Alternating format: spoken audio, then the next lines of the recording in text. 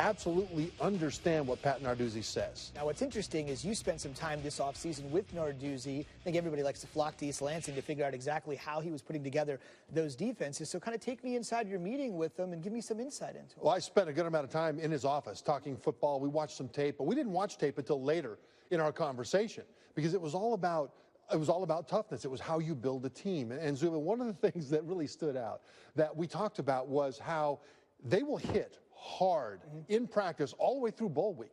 They will hit their own quarterbacks hard in practice, with the exception of their starter. You don't hit Connor Cook in practice if he's the established starter.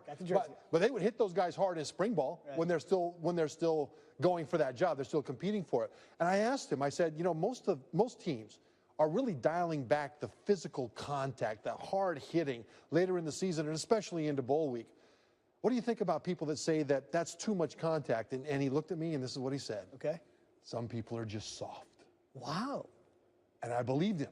I believed him. It was fantastic. Pretty blunt. And it was one of those moments where, you know, there are people that they're gentle. Yeah. You know, in football scenes, they'll watch it, but they don't want to know how it's done. Right. The way this guy does it is old school, it's tough, it's hard, and if you're that player, you will excel under Pat Narduzzi. Yeah, 19-19 for Paul Christ in 3 years. The